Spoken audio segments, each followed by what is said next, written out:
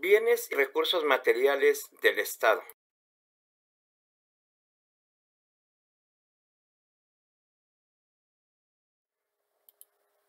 Los bienes se clasifican en nacionales, soberanos, y los nacionales a su vez en naturales y de infraestructura. Los naturales son los lagos, ríos, mares, selvas, bosques, el suelo, el subsuelo, los caminos, etc. Y son, por ejemplo, el petróleo, las minas y demás. Y bueno, son para la explotación o la comercialización, para dar en posesión o para transferir. Los de infraestructura son los aeropuertos, puertos marítimos, vías ferroviarias, caminos y carreteras. Por otra parte, los soberanos son las tradiciones, la gastronomía o la música, como por ejemplo el mariachi en el caso de la música, en el caso de la gastronomía el pozole, las tradiciones como el Día de Muertos, todo eso que nos va a dar identidad nacional como mexicanos. Los bienes nacionales tienen un fundamento legal en el artículo 27 de la Constitución Política de los Estados Unidos Mexicanos y en la Ley General de Bienes Nacionales. Esto tiene un antecedente a partir del manifiesto de Benito Juárez de 1859 respecto a la separación del Estado y la Iglesia y de la posesión de los bienes del clero por parte del Estado y de su administración, donde el Estado se convierte en el administrador de los bienes nacionales. Recursos materiales. Los recursos materiales se clasifican en inmuebles, los cuales son los edificios, los terrenos, los puentes, las carreteras, los puertos, los aeropuertos, etc. Todo aquello que está físicamente en un lugar y que no pueden moverse ni transferirse. Los bienes muebles son aquellos como el mobiliario, el equipo de oficina, el equipo de cómputo, los vehículos y demás. Todo esto que sí puede moverse, que puede cambiarse, etc. El fundamento legal de los recursos materiales está en el Plan Nacional de Desarrollo, en la Ley de Planeación y en la Ley de Adquisiciones, Arrendamientos y Servicios del Sector Público. Estos, a su vez, dependen de la Secretaría de Hacienda y Crédito Público. ¿En qué sentido? En que la Secretaría de Hacienda, en función del Plan Nacional de Desarrollo, de la Ley de Planeación y de la Ley de Adquisiciones, pues determina lo que las dependencias de gobierno requieren, el costo y demás. Los recursos materiales son administrados de diferentes formas, a través de compras y contrataciones, donde interviene la Secretaría de la Función Pública, la Secretaría de Economía y la Secretaría de Hacienda y Crédito Público, cuyo fundamento se encuentra en el artículo 31 de la Ley Orgánica de la Administración Pública Federal. Las compras y las contrataciones se llevan a cabo a través de los comités de adquisiciones, arrendamientos y servicios. Estos están fundamentados en el artículo 22 de la Ley de Arrendamientos, Adquisiciones y Servicios del Sector Público. El Instituto de Administración de Avalúo y Bienes Nacionales y el Servicio de Administración y Enajenación de Bienes son otras formas en las que se pueden administrar los recursos materiales.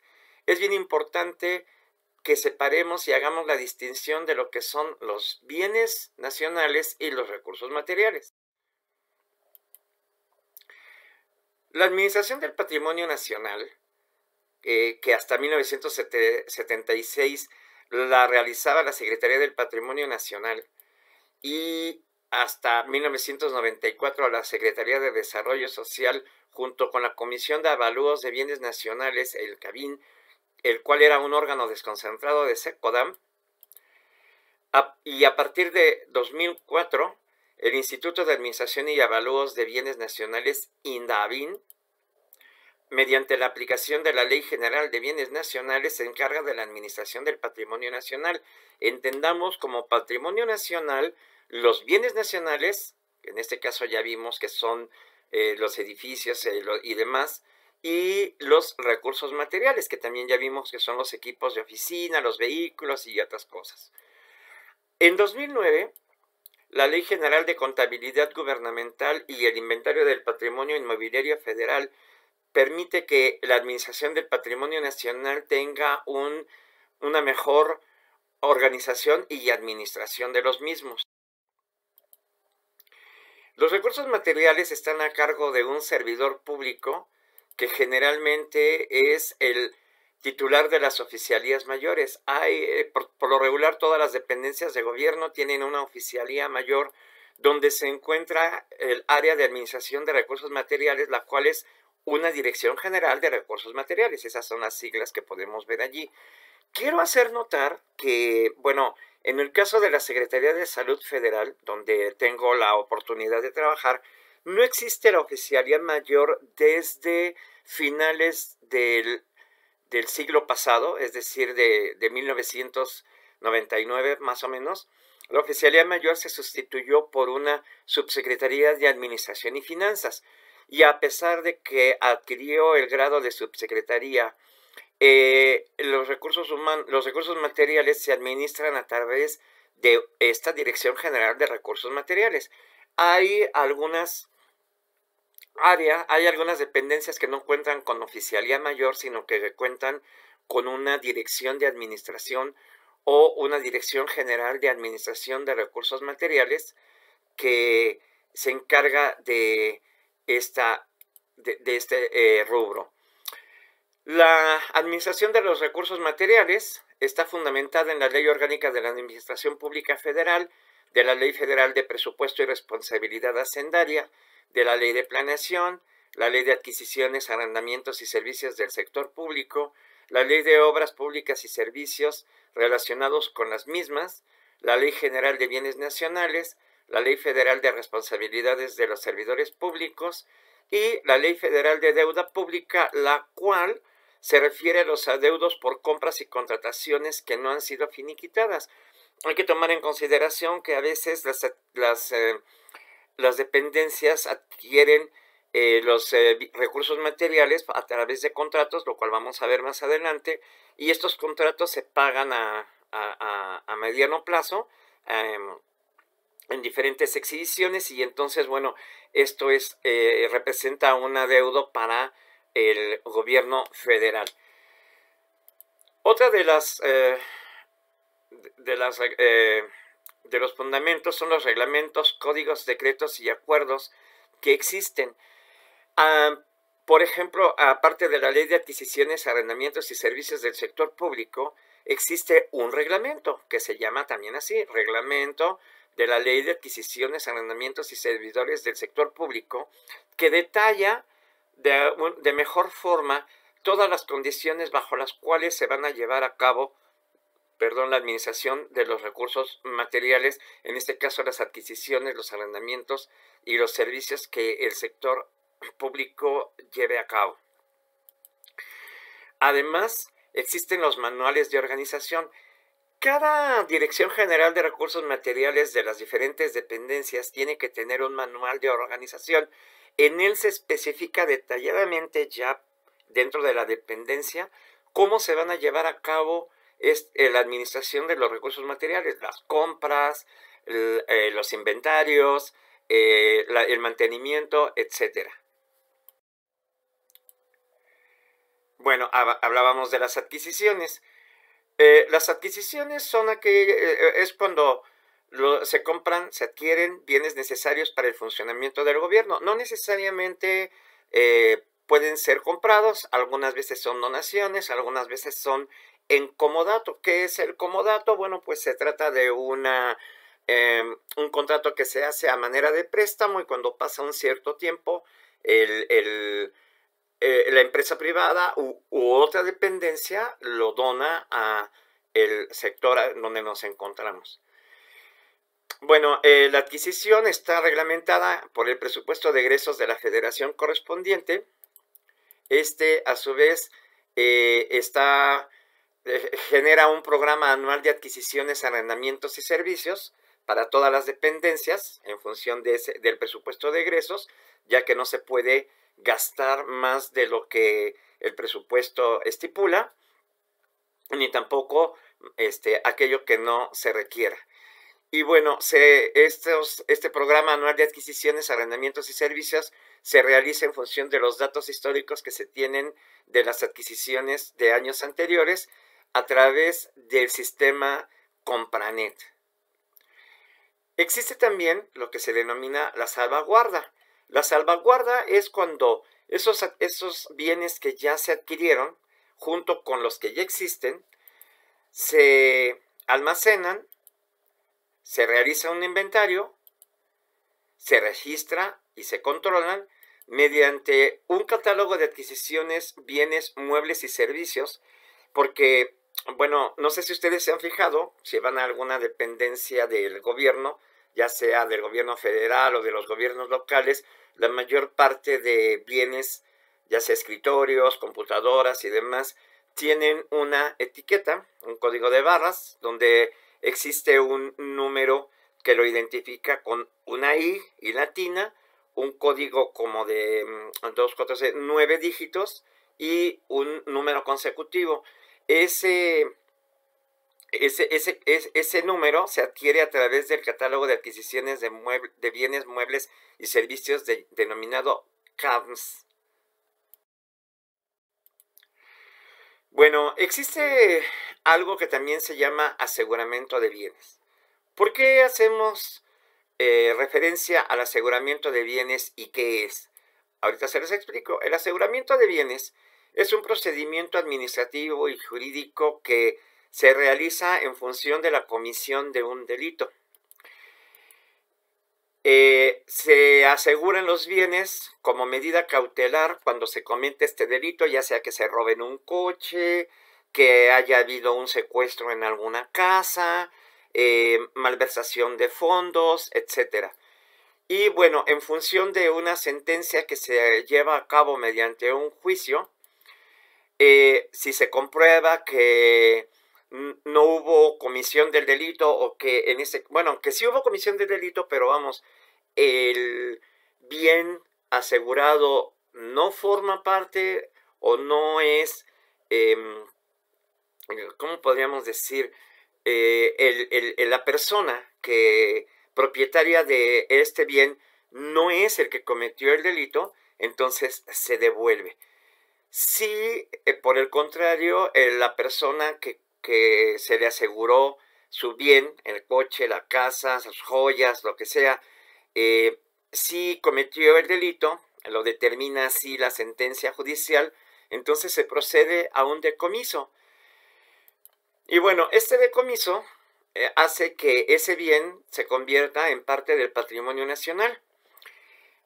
Este bien, ya formando parte del patrimonio nacional, es posible que se convierta en, si se puede utilizar o si no es demasiado caro, pueda ser utilizado en alguna de las dependencias. Por ejemplo, un vehículo se puede convertir en una patrulla o se puede convertir una camioneta en una ambulancia, dependiendo. Puede ser que a lo mejor su precio sea demasiado alto, sea un vehículo de lujo, y entonces el Servicio de Administración y Enajenación de Bienes realiza, en función de la Ley Federal para la Administración y Enajenación de Bienes del sector público, una subasta pública para poder recuperar el monto estimado o aproximado del valor del bien que se decomisó y poder integrarlo a el patrimonio nacional, pero ya no de manera física, sino como una situación financiera. Los servicios generales. Los servicios generales, bueno, pues son el control de la energía, las buenas prácticas, el parque vehicular, el mantenimiento preventivo y el correctivo, el arrendamiento de inmuebles. Y bueno, por lo regular hacía yo mención a que en la mayor parte de las dependencias existe una Dirección General de Recursos Materiales y servicios generales. La denominación del área generalmente es así: Dirección General de Recursos Materiales y Servicios Generales, que además de encargarse de la adquisición, el inventario y demás cosas relacionadas con los recursos materiales, también se encarga de los servicios generales. Y bueno, estos servicios generales, en el caso del control de la energía, bueno, pues va a procurar el uso racional, por ejemplo, de la energía eléctrica, de la gasolina de los vehículos, entre otras cosas. De realizar o de que se realicen en la dependencia las buenas prácticas como el ahorro de recursos, el cuidado del medio ambiente, etc. En el caso del parque vehicular, bueno, pues se va a encargar de administrar cuando son propios, que también se le dé un uso racional. ¿Qué quiere decir eso? Que el vehículo sea adecuado, sea utilizado adecuadamente, que solamente sea utilizado por un chofer o una sola persona, que se utilice para los fines para los que se requiere, es decir, un vehículo oficial que no puede ser utilizado, por ejemplo, para trasladar algún mueble personal o alguna cuestión personal. Bueno, pues ese es un uso racional de un vehículo que pertenece a una dependencia. Por decir algo, o sea, hay un vehículo que se utiliza para el transporte de muebles o para el transporte de, no sé, de plantas, en el caso de los jardines de una ciudad, de un parque público, pues que no sea utilizado para uso personal, para poder realizar la mudanza, ¿no?, de algún trabajador o de algún servidor público dentro de la dependencia. Existe también la contratación a terceros del parque vehicular. Lo que recientemente se ha hecho, y cuando digo recientemente me refiero a los últimos 10 años, es que ya no se adquieren vehículos. El sector público ya no adquiere vehículos porque, bueno, es una inversión que con el paso del tiempo se pierde, porque los vehículos se vuelven obsoletos y se convierten en chatarra. Y bueno, pues entonces, ¿qué se hace? Se contrata a terceros, es decir, se alquilan por un cierto tiempo. La empresa con la que se contratan se encarga de el mantenimiento, en el caso de que exista algún desperfecto del vehículo, y bueno, esto lo vamos a ver posteriormente. Y bueno, esta contratación a terceros se tiene que realizar a través de una licitación en base a las necesidades de las dependencias. No vamos a comprar ambulancias si no las necesitamos, no vamos a comprar vehículos que sean lujosos, pues porque no se requieren. Bueno, existe el mantenimiento preventivo y correctivo, como les mencionaba. Se tiene que hacer un mantenimiento de todos los bienes que existen dentro de la dependencia o de las dependencias, y también esto se realiza a través de contratos. Ustedes saben que los muebles, las computadoras, las fotocopiadoras, las máquinas de escribir, aunque ya casi estas no existen, los teléfonos, todo tiene un desgaste. Y bueno, tiene que existir un mantenimiento preventivo, es decir, que se limpie, que se verifique que, por ejemplo, si hay una silla que tiene rueditas o alguna mesita con ruedas, que esté en perfectas condiciones para evitar accidentes. En el caso de los vehículos también, que estos cuenten con las llantas en buenas condiciones, todo el vehículo en buenas condiciones. Y bueno, también se tiene que realizar un mantenimiento correctivo. Bueno, pues es que todo por utilizarse tiene una vida útil, y a veces las limitaciones en lo que se refiere al presupuesto no permiten que se sustituyan con mucha frecuencia, pero entonces sí se puede corregir un desperfecto, por ejemplo, de una computadora porque hubo una descarga eléctrica. Bueno, pues ahí no tiene la culpa el usuario, no tiene la culpa la dependencia, no tiene la culpa tampoco el prestador de los servicios, entonces, bueno, pues se da un mantenimiento correctivo, sustituyendo las partes dañadas o el equipo completo. Y bueno, finalmente el arrendamiento de inmuebles. El arrendamiento de inmuebles se lleva a cabo a través del Instituto de Administración y Avalúos de Bienes Nacionales, denominado INDABIN. Y bueno, este INDABIN se va a encargar de que los inmuebles en donde se van a alojar las dependencias de gobierno sean los más óptimos para el funcionamiento y la realización de las actividades correspondientes. Bueno, llegamos a responsabilidades y sanciones por daños de los bienes públicos. Este es un punto muy importante porque, bueno, se tiene que el artículo 11 de la Ley Federal de Bienes Nacionales dice que todo tiene que estar integrado dentro de una póliza de seguro. ¿Por qué? Bueno, pues porque a veces hay inundaciones, porque a veces hay, en el caso de la Ciudad de México, hay sismos o cualquier otra situación que se pueda presentar. Hay accidentes dentro de las áreas de trabajo, donde, no sé, un escritorio se puede romper o algo puede pasar, y entonces, bueno, debe de existir un seguro que permita la recuperación de estos bienes y mediante el pago correspondiente. Y bueno, existe también algo que se llama nivel de responsabilidad del daño.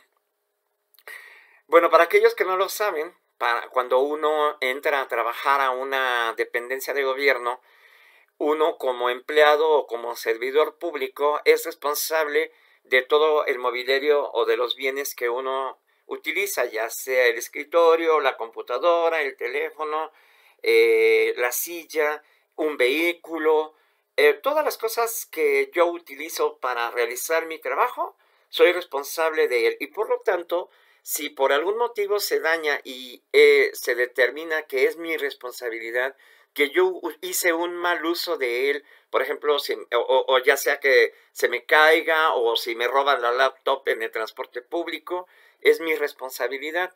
Entonces, dependiendo del nivel de responsabilidad, es posible que se recurra al Código Civil Federal para poder hacer lo pertinente. Y bueno, pues esto es todo. Les agradezco mucho que me hayan acompañado en este video que se denominó Bienes y Recursos Materiales del Estado. Y bueno, pues aquí están los créditos. Muchas gracias. Hasta luego.